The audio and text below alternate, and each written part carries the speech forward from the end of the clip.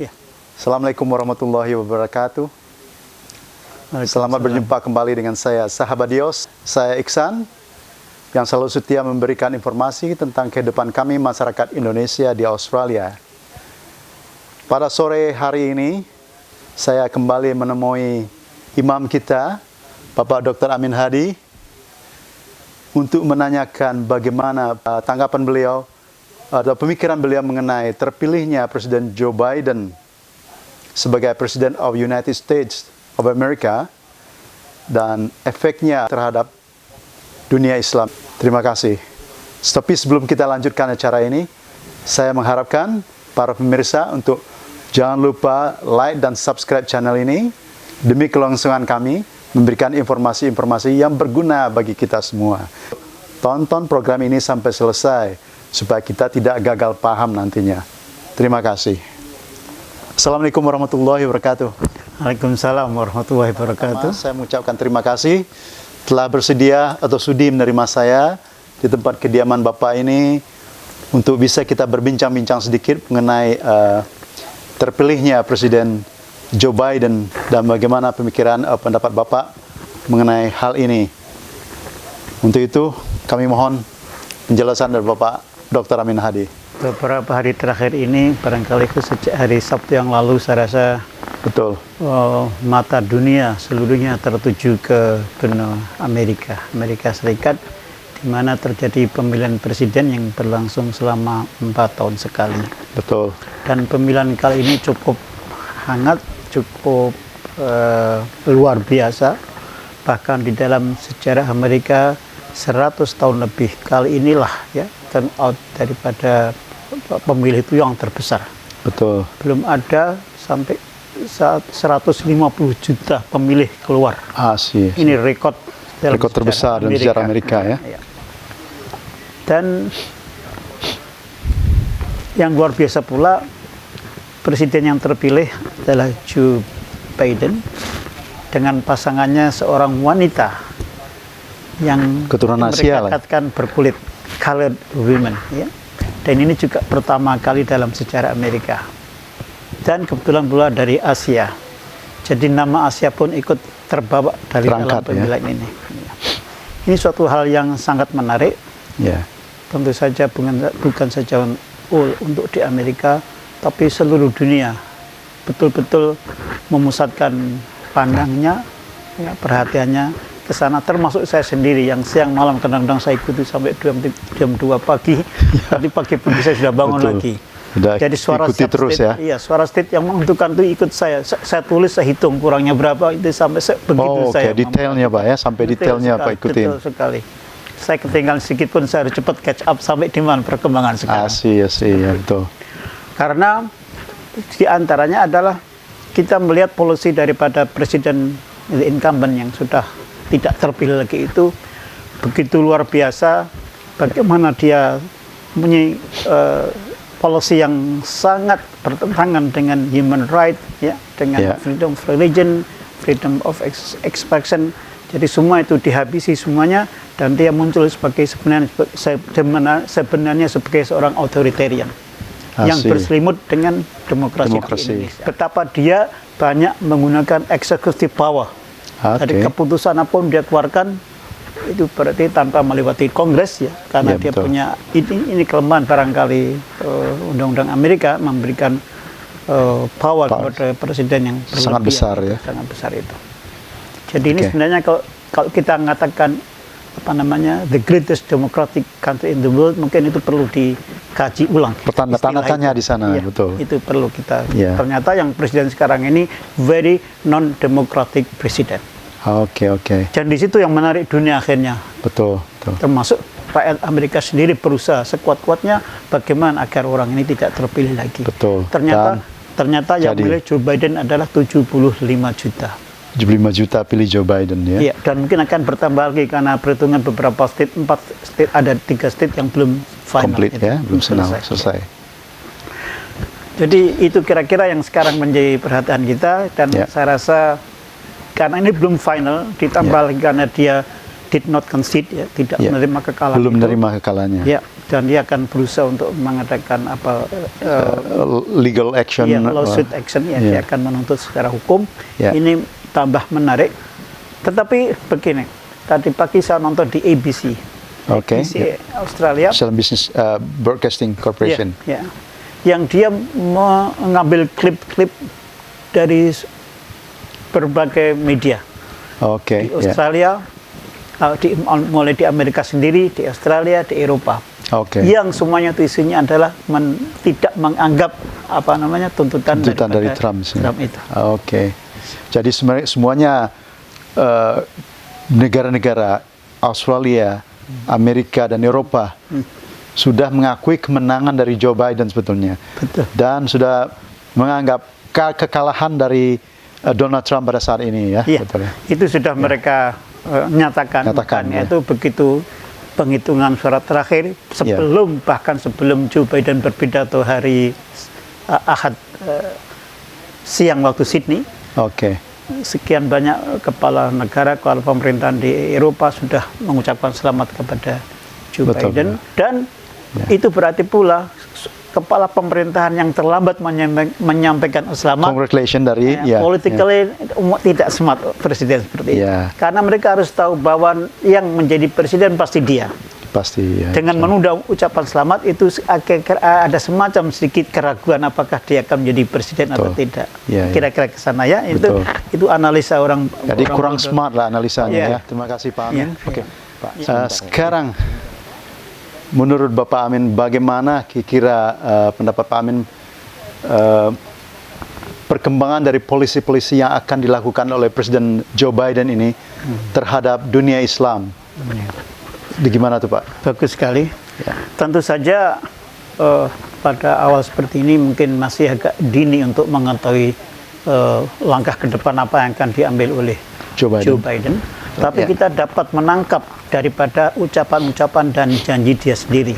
Betul. Selain pemerintah yang lalu, dia juga memberikan alternatif apa polisi yang akan diambil pada saat nanti dia terpilih. Betul. Dan itu didengarkan juga oleh seluruh dunia, ya. Dan dia tidak menutupi itu, tidak khawatir kalau polisi itu disampaikan akan mengurangi support dia dari dalam Amerika sendiri. Itu yang kita puji, bahwa jadi berarti istilahnya dia luar dan dalam istilahnya sama. Karena kalau nanti berbeda berarti dia akan membohongi ucapannya sendiri. Ya. Dan saya pernah dengar dia waktu kampanye dia pernah mengutip sebuah hadis, Pak, ya, betul?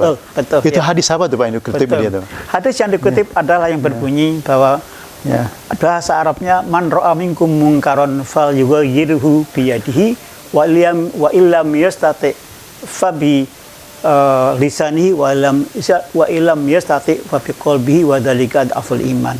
Yang artinya apa? Barang siapa melihat kemungkaran, ketidakbenaran, corruption dan sebagainya, maka hendaknya dia berusaha mengubah dengan tangannya. Betul. Tangan di sini artinya kekuasaan. Power, ya. Kalau tidak mungkin, rubahlah dia dengan lidahnya, mulutnya, dan berdakwah gitu, ya, mengajak. Kalau toh itu tidak bisa, hendaknya dengan hatinya. Niat. Sekurang-kurangnya dengan hati berdoa, mudah-mudahan orang ini berubah, mudah-mudahan orang ini tidak lagi bisa mengulangi ucapannya itu. Dengan kata lain, ya dia akan tidak lagi memegang power itu. Ini hadis Nabi, dan ini dikutip oleh siapa? Joe Biden. Bahkan secara lengkap dia mengatakan, kalau boleh kita dengarkan langsung barangkali ucapannya. Boleh Pak, boleh kita dengarkan. Supaya langsung dari Pak ucapan punya dia rekamannya sendiri. Iya. Misalkan saya putar sekarang.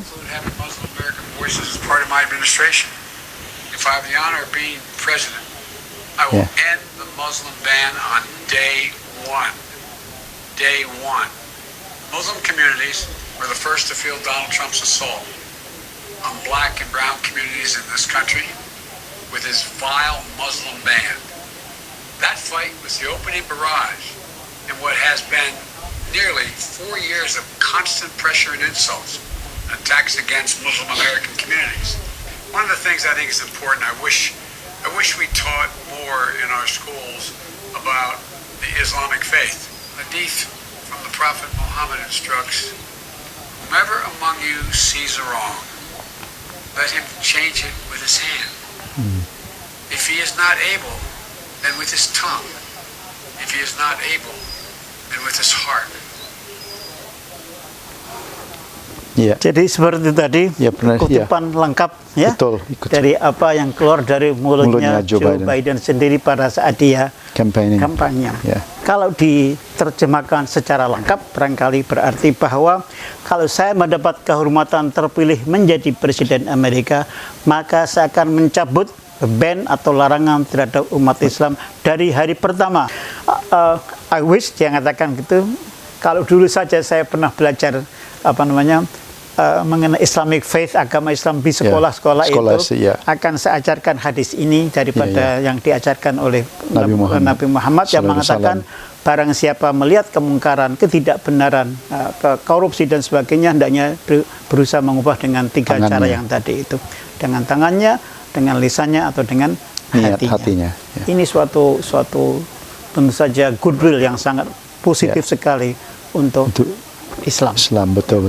Dari itu kita patut berharap, ya, Betul. umat Islam patut berharap karena polisi yang kita dengar juga tentang migran, mereka akan diberikan pintu, ada kemungkinan mereka yang sudah ilegal itu akan diberikan pemutihan. Ya, pemutihan atau legalisasi buat mereka ya. Mereka. Ini pernah dulu pikir ini disampaikan oleh Barack Obama. Betul. Pada saat dia menjadi Presiden wakil dulu. presiden saat Oh ya, itu. Joe Biden was wakil presiden waktu itu ya. At the time he was vice president of Barack Obama. Ya.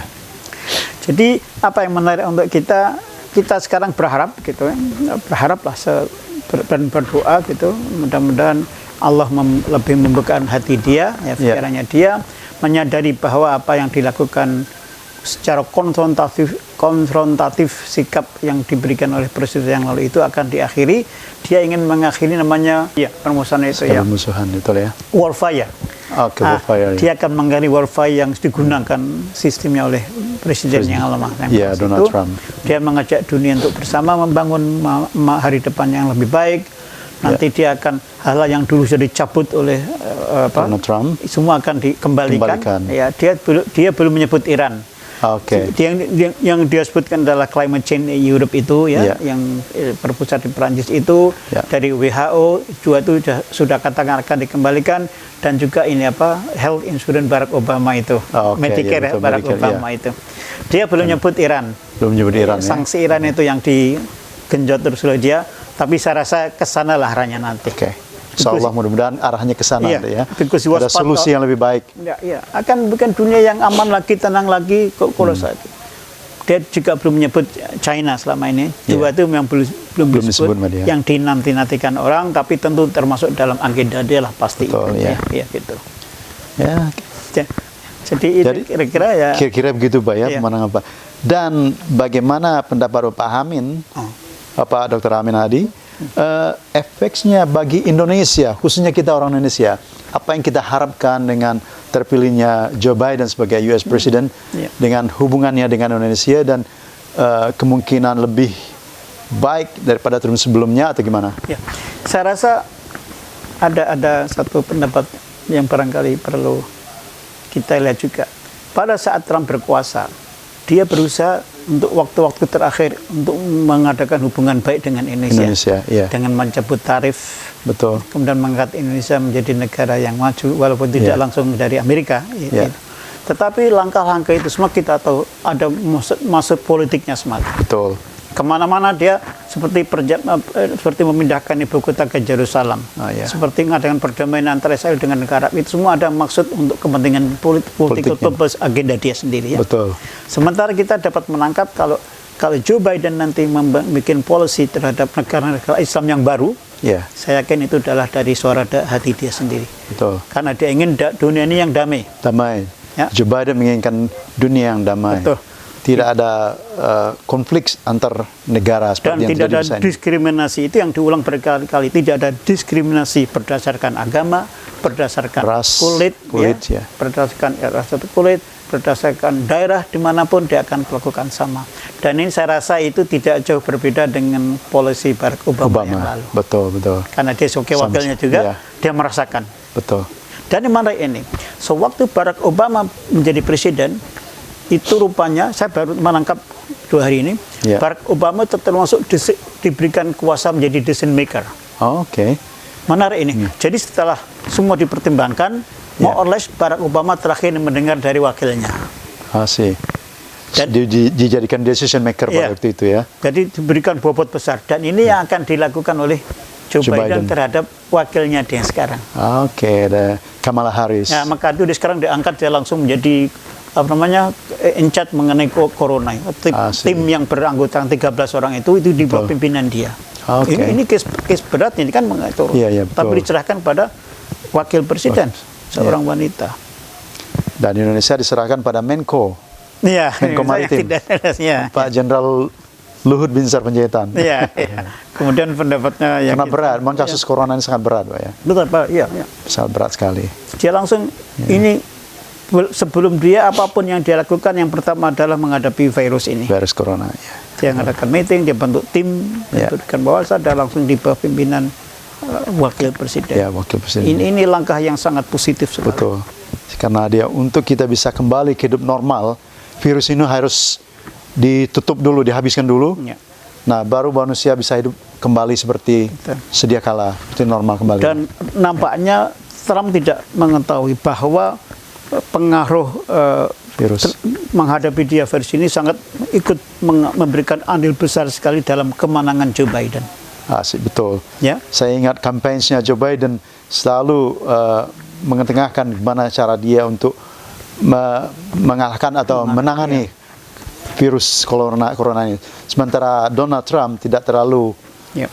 mengambil poin-poin dari situ ya. Ya, dan ini pula yang dimanfaatkan oleh Donald Trump karena sebagian besar yang memilih lewat pos itu adalah pendukungnya Joe Biden. karena mereka tidak mau keluar dari rumah. Betul. Jadi kirim per pos dan per pos sebagian datangnya agak lambat, sebagian ini tapi ini yang walaupun tidak terlambat Tom dia mengatakan tidak di-verify dengan cukup. Tapi komite menantang. Semua mereka pemilu itu sudah dilakukan dengan Baik, penuh dengan sempurna, mengikuti prosedur yang sudah berjalan sekian puluh tahun tidak pernah ada masalah di Amerika. Betul. Belum pernah ada orang mempertanyakan, mempermasalahkan kecuali tahun 2002 yang itu akhirnya juga kecil saja begitu. Betul. Ya, jadi sekarang ini dimanfaatkan kalau dia Ya, mereka coba mengangkat isu itu ya. tapi cara Kecurangan iya. vote melalui pos ini ya. Iya, tapi tidak Tapi akan itu nggak berhasil. banyak ya. Bahkan tadi dari CNN mengatakan itu seminggu saja akan sudah selesai habis. Betul, betul. Walaupun dia akan mencoba tuh prolong ini ya, Iya. masalah ini supaya menunda apa namanya Kemenangan dari handing Joe over. Biden. Ya, taking over. Ya, sekarang kan dia sekarang presiden electnya Iya. sampai nanti disumpah baru hilang kata-kata elect. Electnya baru jadi presiden. Presiden penuh, ya. Presiden penuh. Dan ini yang diusahakan oleh Trump dan dia pun sekarang belum memberikan wewenang kepada transition power itu ada authority agency ya. Iya, iya. Ada NC untuk transition itu yang seharusnya dari sekarang sudah bisa menggunakan dana budget. Betul. Oke, Jadi ya. langkah Joe Biden untuk persiapan pergantian itu seharusnya sudah bisa, Sudah bisa dimulai. mendapatkan dana dari transition agency itu. Oke. Yang ini masih di blok. Sama Donald Trump. Iya, Oke. mereka belum bisa mengeluarkan uang itu. Betul. Itu permainan yang sangat kotor dari Oke, dari Donald Trump karena belum mau mengakui kekalahannya. Ya, di belum pemilu mengakui ini, kekalahannya. Ya. Oke, insya Allah Presiden Joe Biden bisa mulus perjalanannya sampai dilantik nanti bulan Januari, Pak ya. Ya. Januari 2021 nanti dilantik jadi Presiden Amerika yang ke-46. Ke-46 ya. Ya. Oke. Jadi kalau boleh memberikan penutup terakhir, Ya. ini ada angin baru yang bertiup dari Amerika, terutama untuk dunia Islam. Marilah kita berdoa semuanya.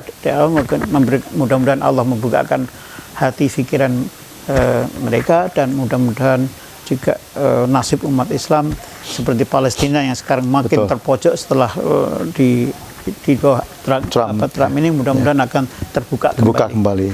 Paling tidak kita berharapkan kedutaan Amerika di Yerusalem akan dipindahkan kembali ke Tel Aviv. Tel Aviv, Kita betul harapkan. ya. Oke, mudah-mudahan ada jalannya untuk negara Palestina berdiri secara independen, merdeka gitu Pak ya. Ya, mudah-mudahan kita Itu harapkan. harapan kita sebagai masyarakat Muslim di dunia ini. Ya, itu yang untuk kita barangkali ke situ. Oke. Ya. Oke, terima kasih Bapak Dr. Aminadi. Pemirsa Dios, sekali lagi jangan lupa untuk like dan subscribe channel kami ini demi untuk kelangsungan kami memberikan informasi-informasi yang berguna bagi kita semua. Assalamualaikum warahmatullahi wabarakatuh. Sampai jumpa. Waalaikumsalam. wabarakatuh.